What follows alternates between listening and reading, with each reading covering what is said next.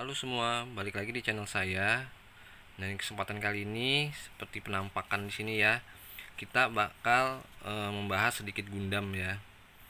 Di sini saya mau sharing sedikit ya tentang tip and trick cara merakit Gundam supaya rapih ya. Dan di sini untuk modelnya adalah HG Build Fighter ya, Gundam M91. Dan ini adalah penampakan beberapa yang sudah saya rangkai menjadi Gundam ya, jadi robot ya, tapi ini masih belum selesai ya. Nah, gimana sih cara tip and tricks supaya part yang kita potong itu menjadi supaya rapih ya? Nah, di sini sebelumnya saya mau menjelaskan sedikit tentang dasar-dasar Gunpla ya. Kalau kita membeli Gunpla, kita akan mendapat beberapa runner ya. Ini yang disebut runner ya. Jadi part itu beberapa part disambungkan menjadi satu runner ya. Ini bawaan dari pabriknya seperti ini. Nanti kita rangkai menjadi beberapa bagian dan kita rangkai lagi menjadi satu robot ya. Supaya part yang kita potong itu rapi, saya ingin memberikan tips yang pertama, yaitu jangan memotong part tepat di deket partnya ya. Jadi antara part dan runner itu jangan motong terlalu dekat dengan part ya. Usahakan itu kasih space ya, sekitar setengah senti atau minimal 0,2 mm lah ya. Jadi jangan terlalu dekat. Hal ini adalah untuk menghindari supaya part itu tidak ikut terpotong ya. Jadi part yang seharusnya tidak terpotong ikut terpotong. Nah, jadi usahakan kasih sedikit space ya. Jadi sekitar sini nih kita potong. Nanti hasilnya akan jadi seperti ini ya, dipotongnya ya. Langkah berikutnya untuk membersihkan sisa part yang masih menempel di runner ini ya, runner yang masih menempel di part ini, kita membutuhkan sedikit beberapa tools ya. Pertama kita butuh nipper. Di sini saya memakai nipper single blade. Kemudian saya memakai beberapa kertas abrase atau amplas khusus model kit untuk merapikan si part ini ya. Biasanya setelah saya potong seperti ini, saya akan potong lagi menjadi lebih kecil ya, menjadi lebih pendek lagi ya. Kenapa tidak saya potong langsung? Supaya nanti hasil itu lebih rapih untuk mengurangi stretch mark. Dan hasilnya nanti akan jadi seperti ini ya. Nah, nanti ini akan saya bersihkan lagi menjadi bagian menjadi lebih bersih lagi ya.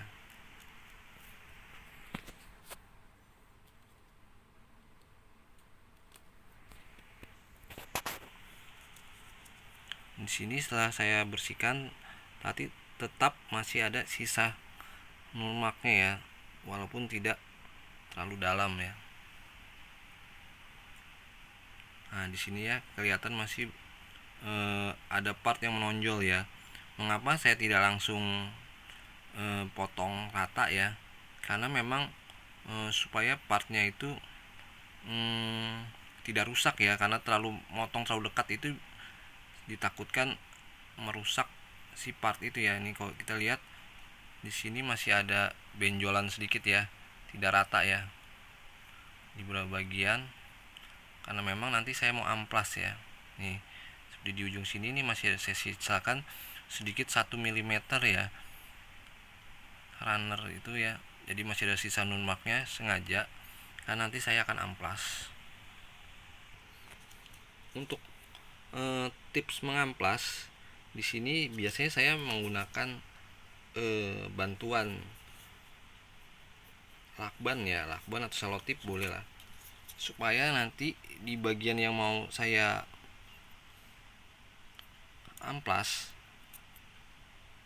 ini, di bagian-bagian yang tidak mau terkena amplasan itu saya tutupi dengan si lakban ini ya. Jadi nanti hasilnya itu akan lebih rapi ya. Karena kalau kita mengamplas part otomatis bagian yang diamplas itu bahkan ada permukaan yang sedikit kasar karena diamplas ya. Tapi kalau kita tutup dengan selotip, bagian yang kasar karena amplas itu makin sedikit. Nanti kurang lebih saya akan beri contoh ya cara menutup bagian-bagiannya ya. Kurang lebih nanti setelah ditutup dengan selotip atau lakban jadinya seperti ini. Jadi di sini kita bisa lihat ya, jadi hanya bagian yang nurmak yang saya tidak tutup dengan lakban ya. Jadi setelah kita amplas, kita tidak perlu khawatir ya bagian-bagian sini itu ikut lecet karena amplas ya. Jadi saya sudah tutupin. Nah, di sini kelihatan.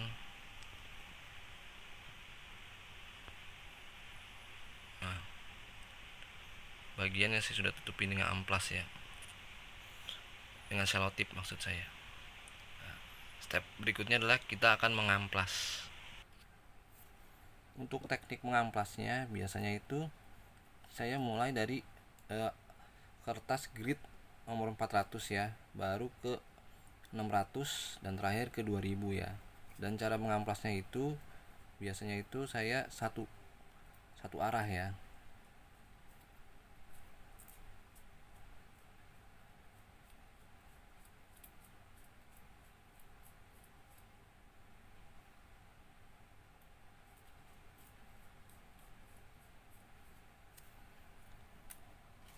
Kemudian ganti dengan grid yang lebih halus lagi ya.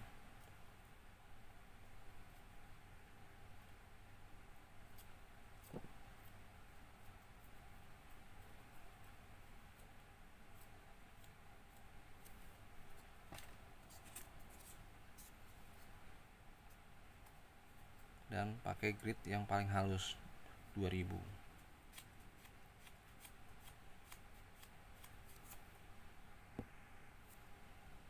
Hasilnya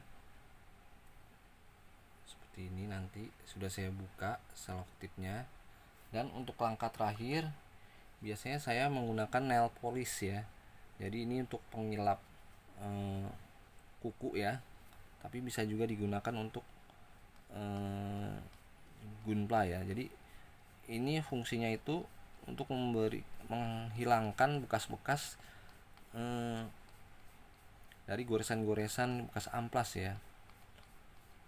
Jadi ini akan memberikan permukaannya itu menjadi halus kembali ya.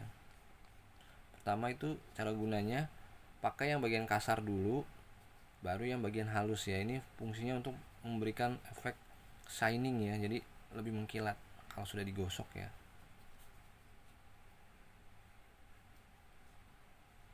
Biasanya ini digunakan untuk kuku ya, atau untuk batu akik sih sepertinya ya.